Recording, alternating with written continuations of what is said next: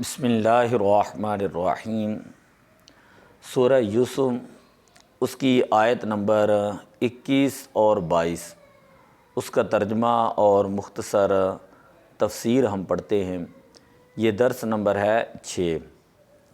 اللہ تبارک و تعالیٰ نے ارشاد فرمایا وقال، اور کہا الذی، اس شخص نے اشتراہ، کہ جس نے خریدا حضرت یوسف علیہ السلام کو، من مصر، یہ شخص جس نے حضرت یوسف علیہ السلام کو خریدا یہ مصر سے تھا، اور لوگ اسے عزیز مصر کہتے تھے۔ اس کا نام کتفیر تھا، کتفیر اس کا نام تھا۔ لامرأتہم، اس عزیز مصر نے اپنی بیوی زلیخا سے کہا، کیا کہا؟ اکریمی مثواہم، کہ ان کے ٹھکانے، ان کی رہائش، اس کی عزت کرو۔ اس کا مطلب ہے اس کو نفیس رکھو، ان کے کھانے کا اچھا انتظام کرو، ان کو اچھا لباس پہناؤ، اور ان کو اچھی جو ہے وہ رہائش دو۔ اکریمی مثوا کے اندر یہ چیزیں آتی ہیں کہ ان کو اچھے طریقے سے اپنے پاس رکھو۔ تو عسیٰ ان ینفعنا او نتخذہ ولدا، قریب ہے کہ یہ لڑکا ہمیں نفع دے گا، او نتخذہ ولدا، یا ہم اس کو بنا لیں گے اپنا بیٹا۔ عزیز مصر کے ہاں اولاد نہیں تھی، تو ظاہر بات ہے جن کے اولاد نہیں ہوتی تو وہ یہی سمجھتے ہیں کہ یہ جو کسی کی ہم خدمت کر رہے ہیں تو ہو سکتا ہے کہ یہ بڑا ہو کر ہمیں کچھ نہ کچھ نفع دیں، یا ہم اس کو اپنا بیٹا بنا لیں، یا اس کو ہم اپنی بیٹی بنا لیں۔ یہ ایک نفسیاتی معاملہ بھی ہوتا ہے۔ عسیٰ ان ینفعنا، قریب ہے کہ حضرت یوسف علیہ السلام ہمیں کوئی نفع دیں، او نتخذہ ولدا، یا ہم حضرت یوسف علیہ السلام کو اپنا بیٹا بنا لیں۔ وَكَذَلِكَ مَكَّنَّا لِيُوسُفَ فِي الْأَرْضِ، اور اسی طرح ہم نے ٹھکانہ دیا حضرت یوسف علیہ السلام کو زمین میں۔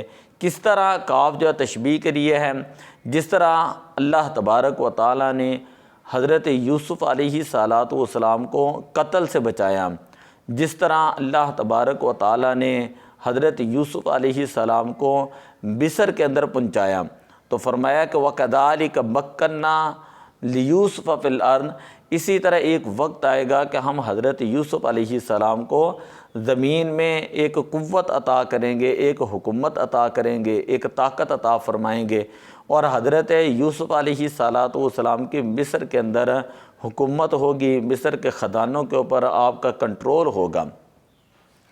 آگے فرمایا وَلِنُعَلِّمَهُ مِن تَأْوِيلِ الْأَحَادِيثِ، اور ہم ضرور بالضرور جو ہے حضرت یوسف علیہ السلام کو سکھائیں گے من تأویل الاحادیث۔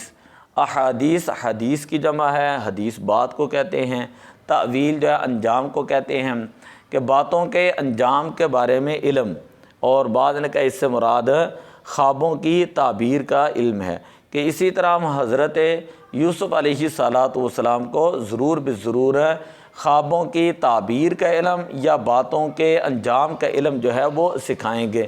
اور یہ بات تو پکی ہے کہ اللہ تعالیٰ اپنے نبیوں کو جو علم عطا فرماتا ہے وہ علم لدنی ہوتا ہے، یعنی اپنے پاس سے علم عطا فرماتا ہے۔ اللہ کے جو نبی ہوتے ہیں وہ دنیا کے اندر کسی کے شاگرد نہیں ہوتے، وہ ڈائریکٹ جو ہے وہ اللہ تبارک و تعالیٰ سے فیض لیتے ہیں اور دنیا والوں کو فیض عطا فرماتے ہیں۔ یہی وجہ ہے کہ اللہ تعالیٰ کے نبیوں کا جو علم ہوتا ہے وہ علم عام لوگوں کے جو استاد ہوتے ہیں، دنیا کے جو دوسرے استاد ہوتے ہیں ان سے، یا دنیا کے جو اہل علم ہوتے ہیں ان سے ان کا علم جو ہے وہ زیادہ ہوتا ہے۔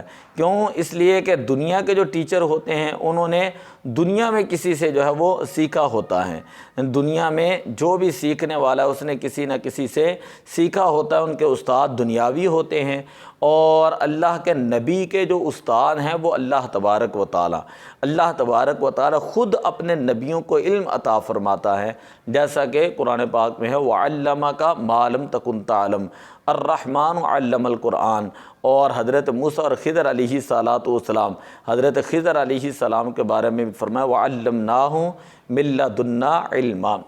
تو خیر وَلِنُعَلِّمَهُ مِن تَأْوِيلِ الْأَحَادِيثِ وَاللَّهُ غَالِبٌ عَلَىٰ أَمْرِهِ، اور اللہ تبارک و تعالیٰ اپنے معاملے پر غالب آنے والا ہے۔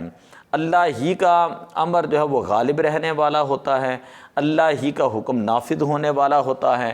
وَلَٰكِنَّ أَكْثَرَ النَّاسِ لَا يَعْلَمُونَ، لیکن اکثر لوگ جو ہیں وہ جانتے نہیں ہیں۔ اللہ تبارک و تعالیٰ کا معاملہ غالب آنے والا ہوتا ہے، دنیا کے تمام تدبیریں مغلوب ہوتی ہیں، اگرچہ اکثر لوگ وہ اس معاملے کو جانتے نہیں ہیں۔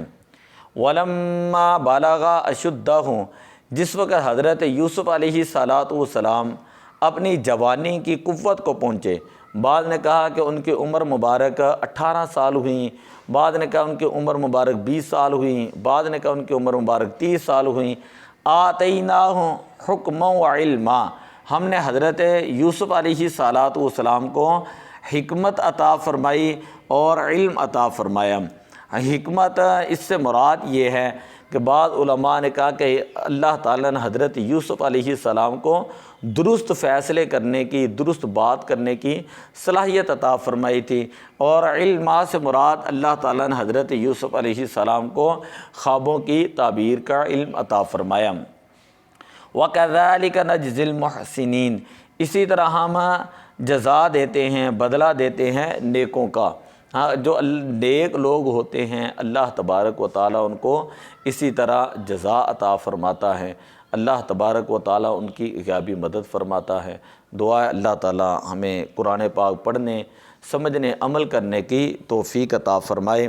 یہاں ایک بات یاد رکھیں کہ یہ سورہ یوسف یہ اس لیے شروع کرائی گئی ہے تاکہ لوگ کم از کم کسی نہ کسی طریقے سے قرآن پاک کا ترجمہ پڑھ لیں، قرآن پاک کی تفسیر جو ہے وہ مختصر سن لیں۔ تو ہم نے تو ویسے مدارس کے اندر بھی پڑھا اور 18 سال مدارس کے اندر پڑھایا بھی، قرآن پاک کا ترجمہ کئی مرتبہ پڑھایا ہے۔ تو میرے ایک اپنا مزاج ہے کہ جب میں قرآن پاک کا کوئی سپارہ بھی یاد کرتا ہوں، حالانکہ حفظ بھی کیا ہے، تو بعض اوقات ایک ایک سپارے کو پورا ایک مہینہ جو ہے وہ پڑھتا رہتا ہوں، یاد ہونے کے باوجود رپیٹ آفٹر رپیٹ اس کو بار بار دہراتا ہوں کہ اس کی لذت، اس کی قرآن پاک کے الفاظ کی روحانیت اور اس قرآن پاک کے جو معنی اور مطالب جو ہیں وہ جو ذہن کے اوپر اترتے ہیں، اس کا ایک الگ ہی انداز ہوتا ہے، الگ ہی اس کا جو ہے ایک لطف ہے۔ تو اسی لیے ہم نے سورہ یوسف بھی اسی لیے شروع کی ہے کہ اس سورت کے اندر بڑے بڑے عجائبات ہیں، بڑے بڑے واقعات ہیں، بڑی بڑی معلومات ہیں۔ تو چلو کسی کا تو نہیں تو اپنا تو کم از کم فائدہ ہوگا، ہم اسی بہانے قرآن پاک کی تفسیر جو ہے وہ پڑھ لیں گے۔ اس کے بعد ہم انشاءاللہ باقی صورتیں بھی شروع کریں گے۔ دعا اللہ عمل کی توفیق عطا فرمائے۔